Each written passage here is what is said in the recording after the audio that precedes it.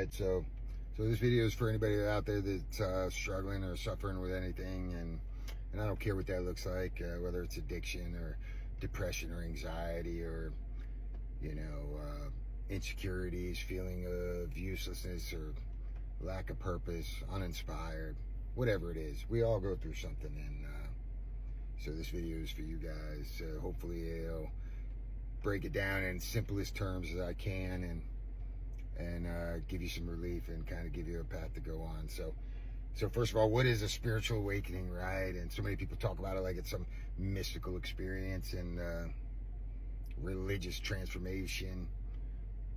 It's not my experience at all. At least it wasn't initially. So, and what is the definition of a person? What is a person? And what are you? More importantly, what are you? So, the definition of a person, it comes from the Latin word persona, which means, which is a mask that the actors wore in theater, right, in a play to project their voice out to the audience. So by definition, a person is inauthentic, right? It's a role, it's a character, it's what we present to the world. It's not really what we are or who we are. So, more importantly, what are you? Right? It's easy to say, spiritual people will say, like, I'm a spiritual being having a human experience, and all that stuff is great, right? But it doesn't help you when you're struggling or you're suffering, man. So, but really, what are you? What are we as people, right? Minus the body, what are we? What's left? Aren't we all just really a collection of our experiences, our ideas, and our beliefs, and our upbringing, and our memories? And really, that's what we are. That's what that's what you are, right? Nobody has been through exactly what you've been through.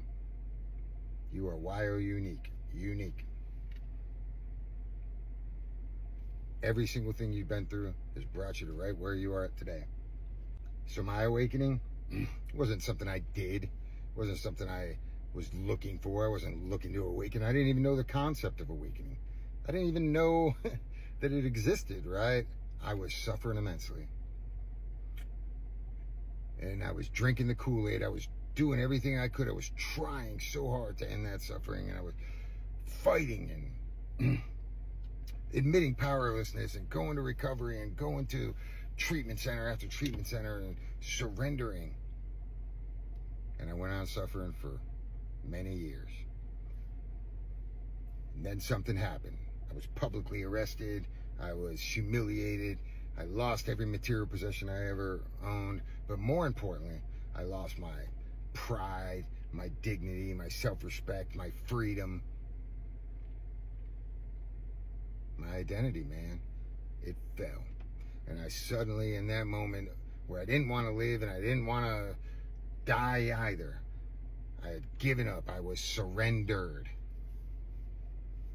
And I suddenly realized, self-realized, that I was an actor, that I was playing a role, that I was telling myself a story and telling the world a story about my life and the way I was, the reasons I was this way, and I contributed 100% to my suffering and struggle. I told myself a story, and I was such a good actor that I didn't even know I was playing the role, that I was this way because of this, because of my upbringing and my family and my parents, and these things happened to me. And I fell for my own story, right? So what does this have to do with anything? What does this have to do with spiritual awakening or being a person or an actor and telling a story? If we're all just a collection of our experiences and our memories and our beliefs and the things we've been taught, and we're all trying to communicate to other people and to ourselves, more importantly to ourselves, the story of our lives, aren't we all just really storytellers, man? We're all storytellers, right? So much so that you and I could be at the same exact place at the same exact time and witness the same exact event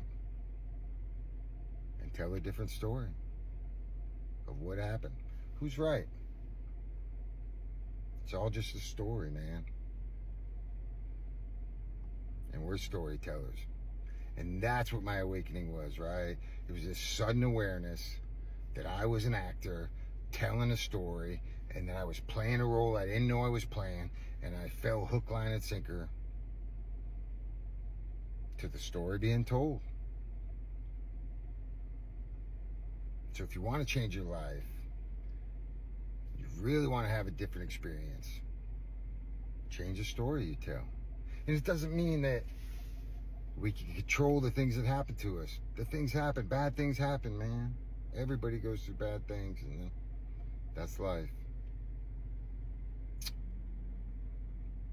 But whether or not you label it as bad, and how you tell it to others, and more importantly, how you tell it to yourself, that's up to you. You are the narrator of your story. You can tell it any way you want to tell it. Every single thing that we've all endured has led you right to where you're at right now. And if you want to tell the story that you're a victim of outside circumstances and that you're suffering immensely today because of those things, that's a story you're going to live, man. You could tell it any way you want to tell it. So I have this quote that I had written, and it's kind of written on my social media, but it says, when your greatest weakness or your greatest trauma becomes your greatest asset, you become invincible. And how do you do that? How do you change that story, man? How do you make that into an asset? Because I suddenly saw that I was an actor, that the world is a stage, man, the drama of life, right? That everybody's playing a role, and that I was responsible for not the things that happened to me, but the way I perceived them. I could change the narrative. And really, that's what awakening is. It is a shift of consciousness, a shift of perspective, a change of perception, man. I saw the world differently, and I see the world differently today. We're all actors, man. And we're all playing a role, whether we think we are or we're not. You can't be authentic and conform. Those things aren't compatible, right? So I play a role every day, man. I look at my life as like I'm going to the movies, and I've said this before. I don't know if I'm going to see a comedy, a theater, a comedy, a drama, an action movie, an adventure, or even a horror movie. I don't know what the other characters are playing, but I show up every day with intention to try to enjoy the experience as much as I can, and I'm responsible for the narrative and the story that I tell others, and more importantly to myself. See, spirituality is about self-reflection and self-realization. I can't self-realize for you. You have to realize this. But you can start to change your narrative and your story. Doesn't mean bad things won't happen. They're going to continue to happen. But how I perceive them is up to me. And it's up to you. What kind of experience do you want to have? And what kind of story are you telling? You're a storyteller, man. It's your story. It could be however you want it to be. And I'll end with this. One time I'm talking to this guy in recovery, and he's telling me it's going okay, but his truck's a piece of crap, and he's never going to meet anybody in this piece of crap truck, and he's going to be single for life, and doing what we do, complaining and just telling a story, man. And when he was done, I said, your truck's a piece of crap in relation to who? Somebody who doesn't have a vehicle. You're pretty blessed, and maybe that piece of crap truck breaks down in front of 7-Eleven one day, and you butt in there, and because your truck broke down, you walk into 7-Eleven and you meet the girl of your dreams because of that same truck that you're complaining about. It's all a story, man. And he suddenly realized that he was telling a story that contributed 100% to his struggle and suffering. It's all a story, man. You can tell it any way you want to tell it. It's yours.